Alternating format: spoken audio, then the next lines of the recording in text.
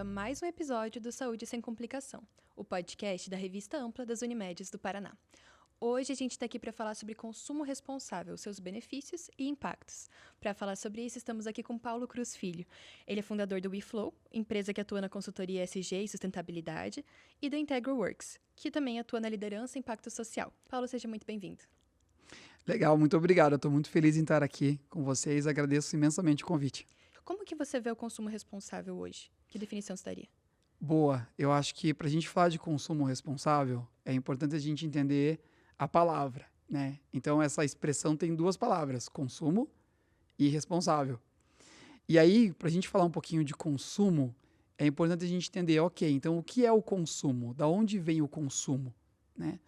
A gente tem a impressão hoje que a economia, né, então essa esfera que a gente vive, nosso dia a dia, é o que comanda a nossa vida. Então, ou seja, a gente estuda, daí a gente se forma, arranja um trabalho, daí a gente acorda de manhã, toma banho, põe a roupa, vai para o trabalho, volta para ter o recurso, para poder pagar as coisas, guardar para a aposentadoria. Um ciclo para sempre. Exatamente. Então, você fica nesse ciclo de produção, né, constante, claro que é super desafiador, é super interessante, e você vai produzindo para você poder também acessar mais produtos, serviços e evoluindo de vida. E para muita gente, essa é a lógica da vida. Então, a gente pode dizer que vamos chamar isso dessa lógica econômica de vida. Que economia é cuidar da casa, na sua origem, na origem da palavra. Então, a gente está cuidando da nossa casa, do nosso mundo, da nossa vida, a gente está cuidando, né? Isso é economia. E aí, a gente tem a impressão que a economia é o que define as nossas vidas, né? Que é o que define o mundo, né? Então, é esse fluxo de processo. Agora, o que é interessante, agora entrando na questão de consumo, é que se você pensar bem, por que surgiu? O que é a economia? Por que ela surgiu? Ela surge assim, vamos voltar um pouco no tempo lá na pré-história, né? Então o homem está ali na idade das pedras, ele precisa comer, precisa se alimentar, e aí ele começa lá a usar uma pedra para afiar aquilo, achou uma pedra afiada, então ele vai pegando os recursos que ele precisa. Aí ele começa a visitar outras sociedades que têm outras coisas e começa a fazer a troca. Ó, então eu te dou essa pedra, você me dá não sei o quê, então começa o escambo.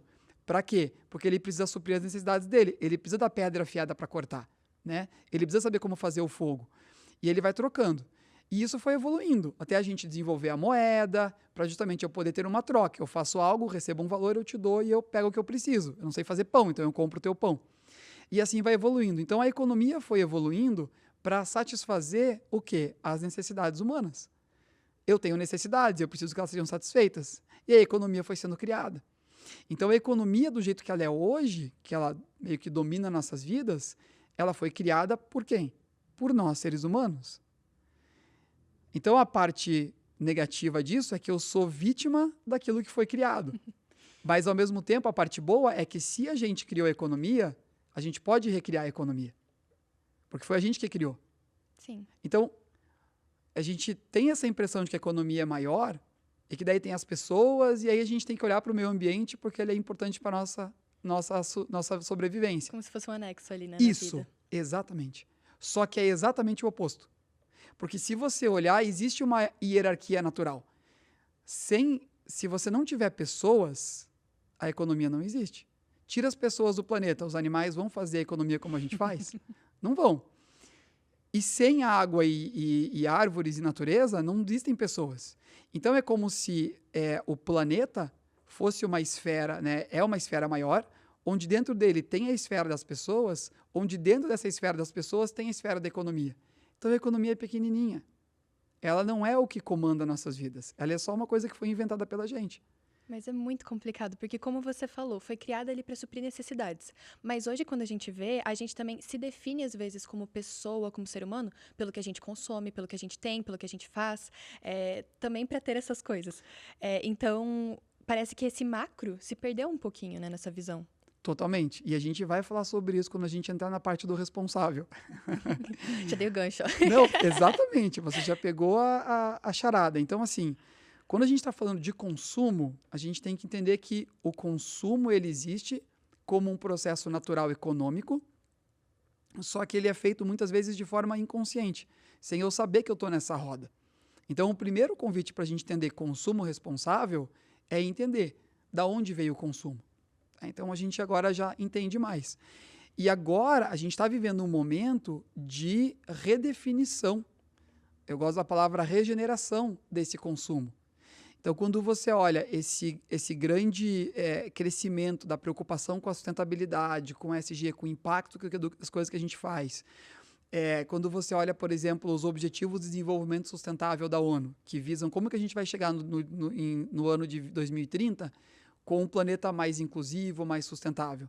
Tem lá um dos objetivos, dos 17 objetivos mundiais de melhorar o mundo, é o consumo responsável, né? Então, assim, a gente está começando a olhar para isso, né? Só que a gente precisa entender essa lógica. E entender essa lógica significa como é o meu estilo de consumo.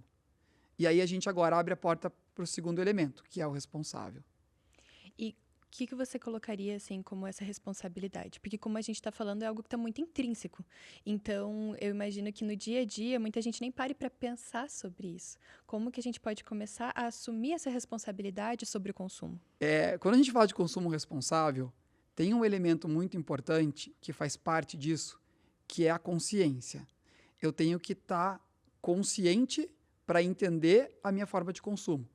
Eu tenho que estar aberto para olhar e entender, tá? Qual é o padrão que eu estou usando na minha vida e qual é o padrão que os outros estão usando. Então, eu entender, né? Existem várias formas de consumo. Quando a gente entende que o consumo, que a economia, ela existe para satisfazer nossas necessidades, e é a base do que a gente faz hoje, a gente trabalha, a gente faz as coisas porque a gente quer atender às necessidades. Então, a gente pode olhar para uma primeira forma de consumo que eu costumo chamar que é o nível do consumo egóico. Ou seja, é o consumo para mim mesmo. É o nível zero do consumo, vamos dizer assim. Ou seja, eu consumo para satisfazer os meus desejos e necessidades. Às vezes é de sobrevivência, às vezes é de vontade, né? Então, eu estou ali voltado a o que é importante para mim, né? O que eu preciso para consumir. Então, eu vou no mercado e eu vou comprar o que eu quero, e eu vou buscar os produtos.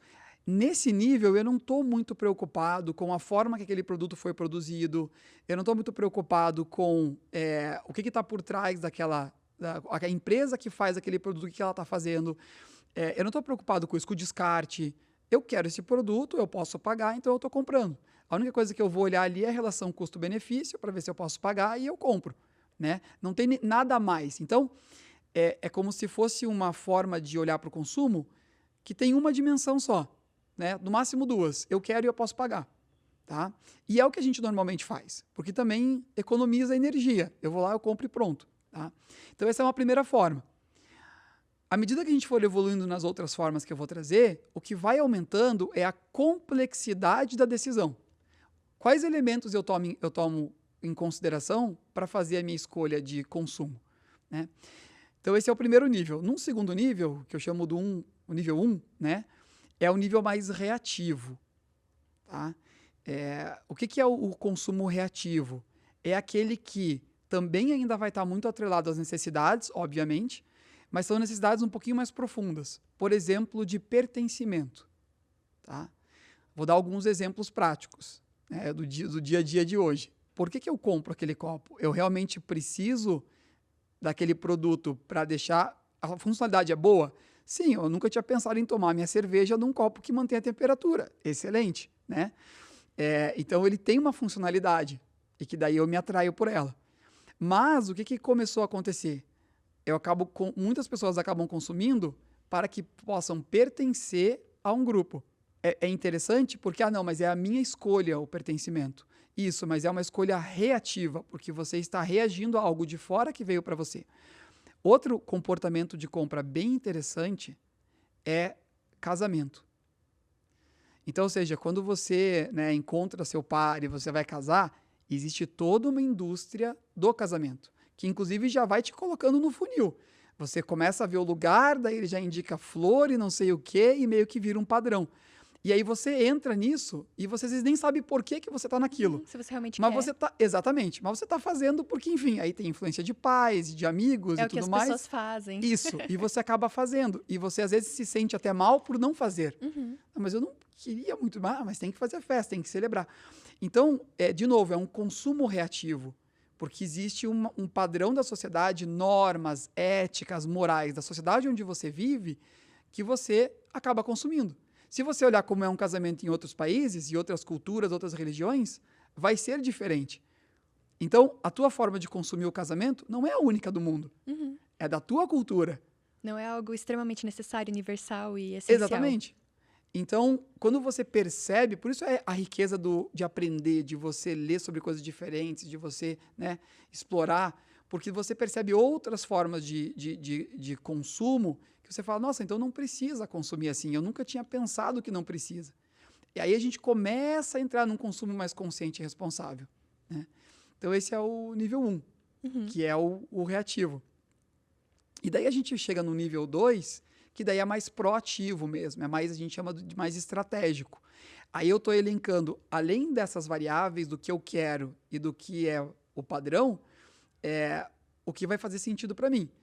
Como que eu obtenho o melhor resultado com aquilo? Aí entra aquela questão da produtividade, né, do consumo voltado a um objetivo específico. Eu quero atingir um objetivo com esse consumo, né?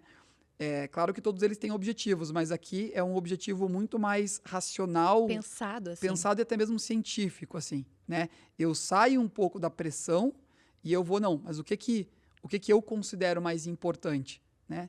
Então, isso é, por exemplo, o processo de compra de uma empresa. Ou quando você vai fazer uma longa pesquisa para adquirir um produto e você para e você pensa, será que eu preciso mesmo, né?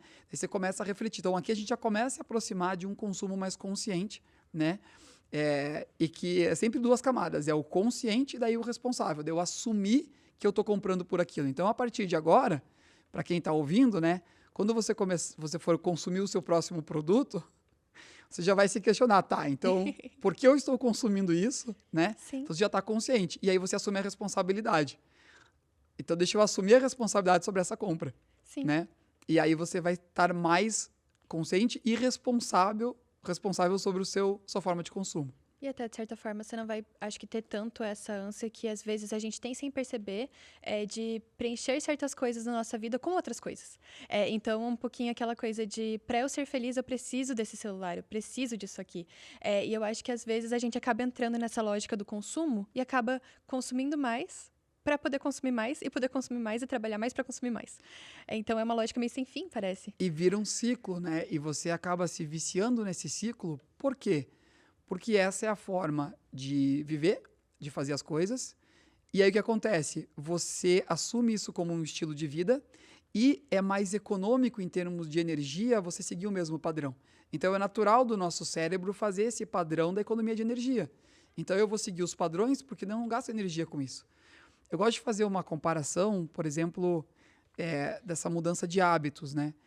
Quando você, por exemplo, você acorda de manhã, aí você vai tomar várias decisões já de manhã.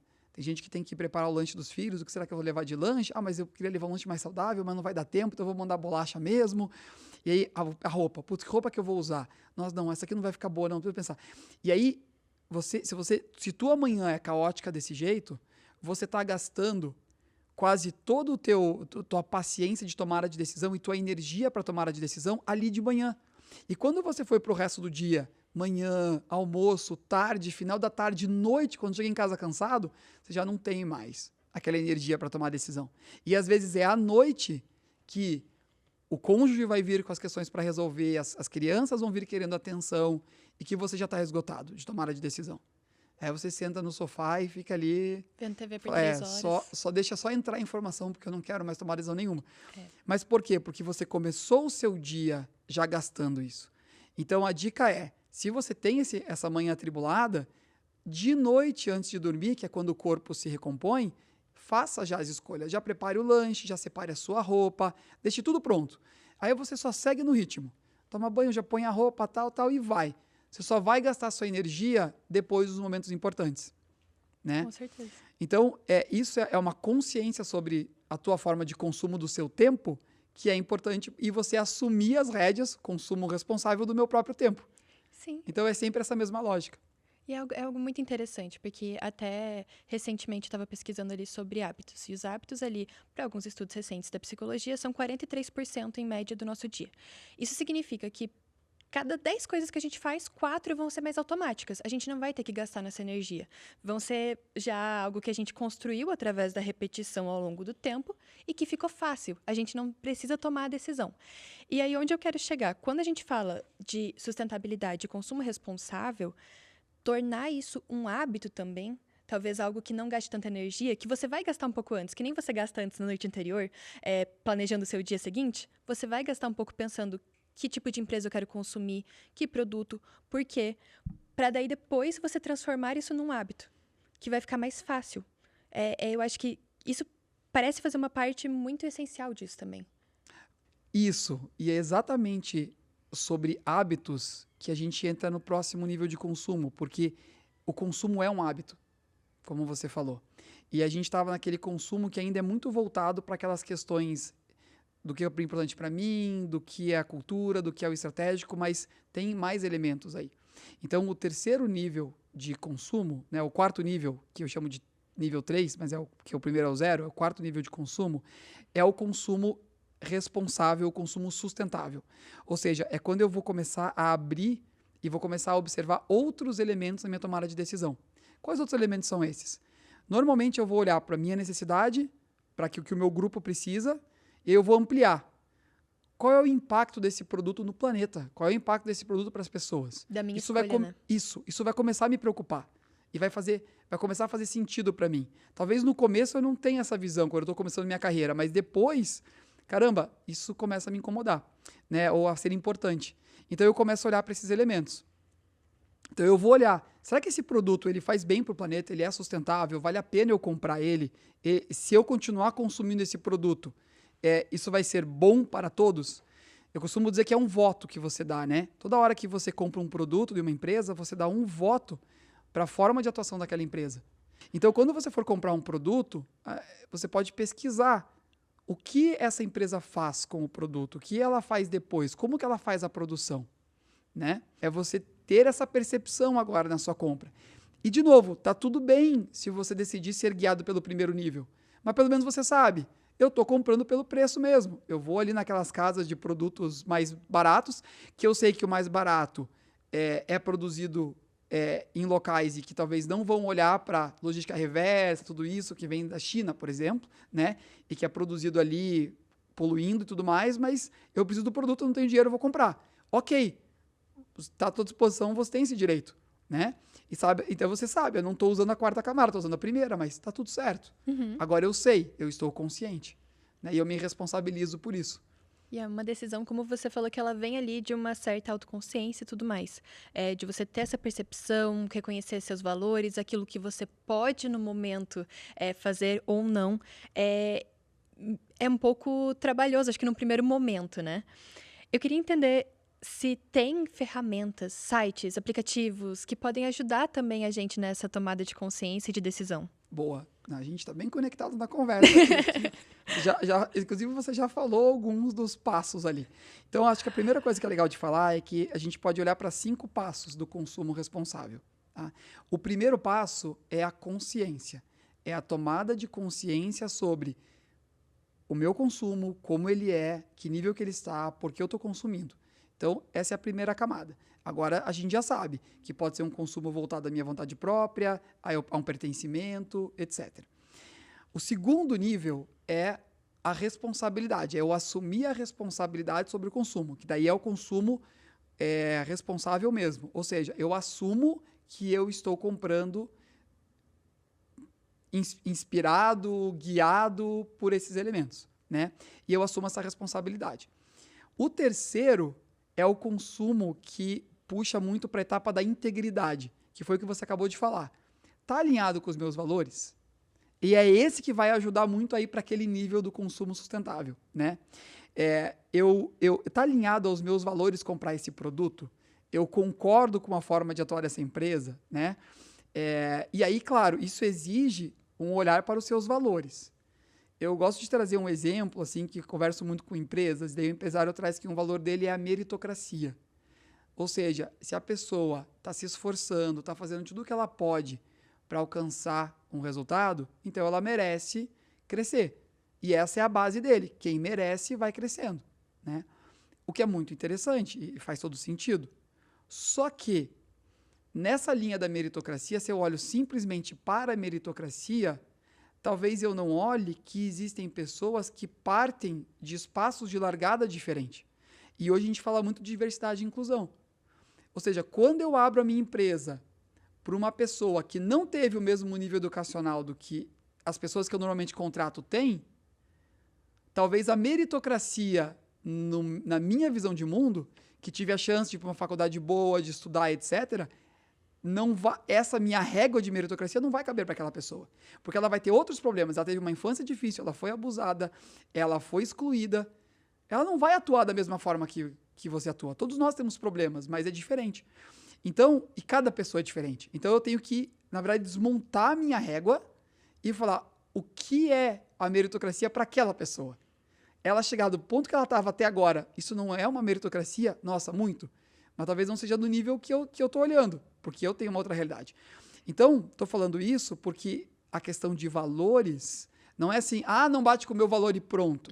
Não, calma lá. Me explica o teu valor. Da onde que ele é? Como que ele é composto? O que que é o teu valor? Qual que é o contexto dele, né? Não é ético. O que é ético para você? Me fale sobre ética. Nossa, quando você faz essa pergunta, você entra num nó. Porque assim, da onde que ela vai trazer a ética? É da religião? É do costume? É da família? Nossa, é um emaranhado de coisas. Quando você vai ver, ética é diferente para cada pessoa. Claro, existem questões universais. Não matar uma pessoa, por exemplo. Mas ainda isso vai entrar numa discussão. Então, o terceiro passo, que é valores, ele já é todo uma conversa em si, né? Sim. Porque da onde vem esse valor? Envolve uma autorreflexão enorme, Isso. assim. Mas pelo menos é uma etapa. Bate com os meus valores, né? Aí você já vai entrar nessa seara. O quarto passo, então eu estou consciente, eu assumo a responsabilidade, eu entendo se está alinhado com os meus valores, né? E aí eu vou olhar, que é um passo bem importante, que é a humildade. Que é depois de tudo isso, que é muito olhando para o eu vou olhar e falar, ok, por que esse consumo existe na minha vida, né? E o quanto eu preciso estar consumindo isso, porque a humildade é um meio do caminho entre a passividade total, ou seja, eu estou comprando porque eu estou sendo guiado, ou a arrogância. Eu compro porque eu quero. Então, a humildade, ela te puxa para o meio desses dois. E é você começar a fazer o equilíbrio. Tá, eu sei que não é um produto sustentável, mas eu quero. Por exemplo, eu sei que uma caminhonete a diesel não é sustentável, mas eu quero uma caminhonete. Então, ok. Então, nessa régua, por onde você vai?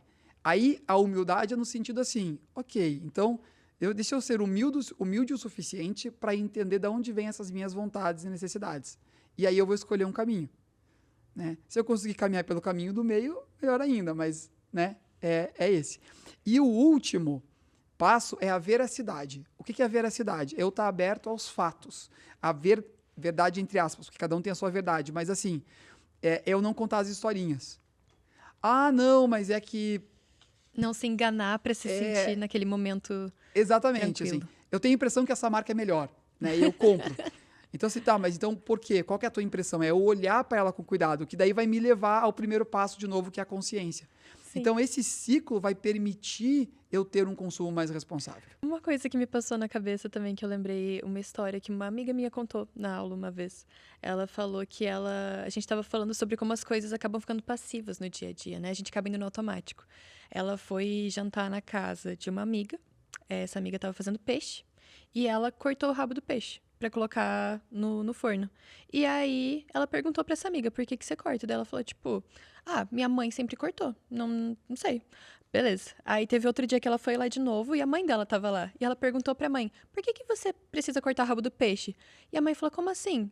Não precisa. E daí ela falou, mas fulana disse que você sempre corta. Ela falou, cara, não cabia na travessa, sabe? Tipo, não cabia na forma, por isso que ela corta.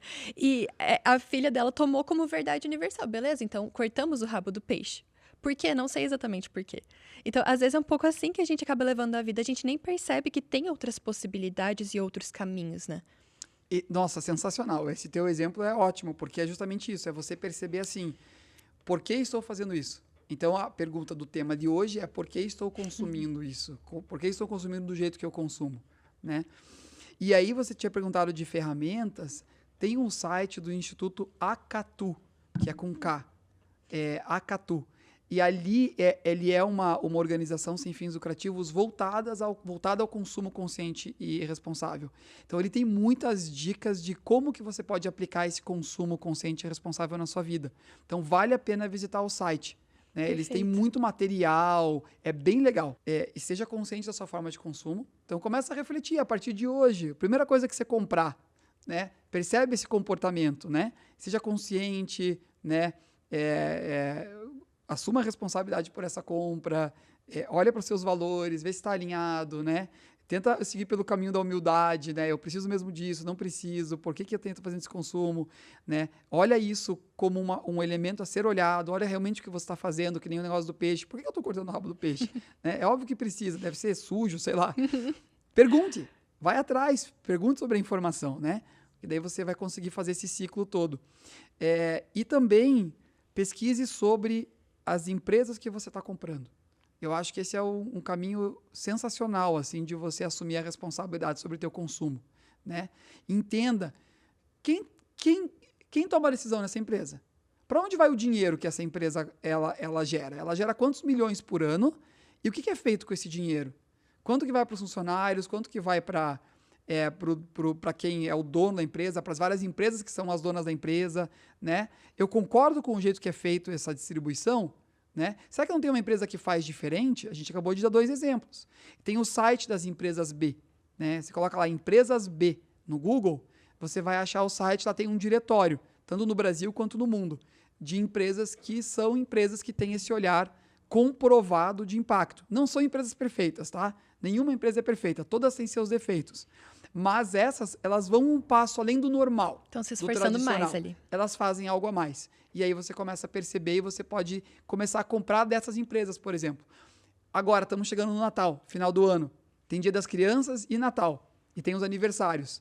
Que tal comprar um produto que além do... vou comprar essa blusa porque ela vai gostar. Vou comprar essa blusa porque ela vai gostar e foi produzida por mulheres que estão em situação de vulnerabilidade. Aí você conta uma história com o produto. Exatamente. É muito mais legal como presente.